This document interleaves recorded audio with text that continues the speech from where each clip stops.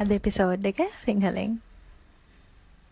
ඉතින් hello everyone, welcome back to Sayed. අද අපේ 10 most famous psychologists and their famous finding series එකේ 3 වෙනි දවසේ. ඉතින් අද අපි කතා කරන්න යන්නේ ලෝකේ වඩාත් ප්‍රසිද්ධියට පත් වෙච්ච පුද්ගලෙක් ගැන. ਉਹ ප්‍රසිද්ධියට පත් වුණේ මෙන්න මේ පරීක්ෂණ නිසායි. ඉතින් ਉਹ කවුද? මේ පරීක්ෂණය මොකද්ද කියලා අපි ගිහින් බලමු. 1933 උපත ලබන මොහු ඇමරිකානු මනෝවිද්‍යාඥවරයෙක්. නමින් ෆිලිප් සිම්බාඩෝ. ඔහු වර්ධනය කරේ විවිධ අවස්ථාවලදී මිනිසුන් හැසිරෙන ආකාරය පිළිබඳව. ඔහුගේ වඩාත් ප්‍රසිද්ධියට පත් වුණු මේ පරීක්ෂණය තමයි ස්ටෑන්ෆර්ඩ් ප්‍රිසන් එක්ස්පෙරිමන්ට්. නැත්නම් ස්ටෑන්ෆර්ඩ් බන්ධනාගාරයේ පරීක්ෂණය. මෙහි විශේෂත්වය තමයි මේ ඇත්තම බන්ධනාගාරයක් නොවේ. ස්ටෑන්ෆර්ඩ් විශ්වවිද්‍යාලයට ඉදි කරපු කෘත්‍රිම බන්ධනාගාරයක්. 1971 වර්ෂයේ සති දෙකක කාලයක් අමතර මුදලක් උපයා ගැනීම අරමුණින් මේ පරීක්ෂණය සඳහා ඉදිරිපත් වුණේ විශ්වවිද්‍යාල ශිෂ්‍යයින්.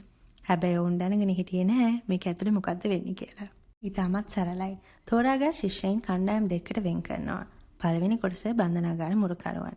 අනෙත් කොටස බන්ධනාගාර රැඳවියන්. ඒ කියන්නේ සිරකරුවෝ.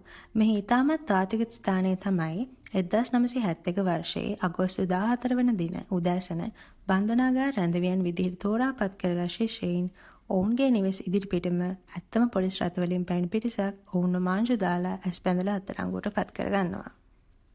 අනෙක් පසෙන් මුරකරුවන් විදිහට තෝරාපත් කරගෙන ශිෂ්‍යයින්ට කාකි ඇඳුම්, කළු කන්නඩි වැනි දේ ලබා දීලා ඔවුන්ට මේක ඇතුළේ යම්කිසි බලයක් තියෙන බවට හේතු ගන්වනවා. මෙතනින් එහාට මේ කිසිම කෙනෙක් ශිෂ්‍යයින් නොවේ. බන්ධනාගාරයේ පිරිසක් පමණයි. පැය කිහිපයක් ඇතුළත Tamanගේ මේ බොරු චරිතය හිතටගත් මොවුන් පාලනයෙන් තොර පිරිසක් බවට පත් වෙනවා. ප්‍රථමයෙන් Tamanගේ මේ බලයේ ප්‍රයෝජනයටගත් මුරකරුවන් සිරකරුවන්ට හිරිහැර කරන්න ආරම්භ කරනවා. ඒ වගේම මේ හේතුව නිසා සිරකරුවන් මානසික වැද වැටෙනවා. ලෙඩ වෙනවා, ඔවුන්ගේ පාලනයෙන් තොරව හැසිරෙන්න පටන් ගන්නවා. සති දෙකක් පුරාවට සැලසුම් කරපු මේ පරීක්ෂණය දින 6කින් අවසන් වෙනවා. ඒකට ප්‍රධාන හේතු දෙක තමයි ඔවුන්ගේ ස්වයං පාලනයෙන් තොර හැසිරීම සහ මානසික තත්ත්වය. අනෙක් පසෙන් ෆිලිප් සිම්බාඩෝද Tamanගේ චරිතයෙන් ඔප්පට ගිහින් ඇත්තම බන්ධනාගාර පාලකයෙක් විදිහට සිතන්නට මේ රස විඳින්නට පටන් ගන්නවා. ඔහුගෙන් මේ ගැන ප්‍රශ්න කර යථා ලෝකෙට ගෙන එන්නේ ඔහුගේ බිරිඳ නැත්නම් එකල පෙම්වතිය ක්‍රිස්ටිනා. හැබැයි මේක දින 6කින් නිම කරාට අසාර්ථක පරීක්ෂණයක් නොවේ. මේන් සොයාගත් දේ තමයි මිනිසුන්ගේ හැසිරීම තීරණය වෙන්නේ ඔවුන්ගේ පෞරුෂයෙන්වත් ඔවුන් කවුද කෙනකින්වත් නෙවෙයි. ඔවුන්ට ලැබෙන චරිතය සහ අවස්ථාව අනුවයි. තවත් මේ වගේ සයිකොලොජිස්ට් කෙනෙක් එක්ක ඊළඟ එපිසෝඩ් එකකින් හම්බෙමු. බයි බයි.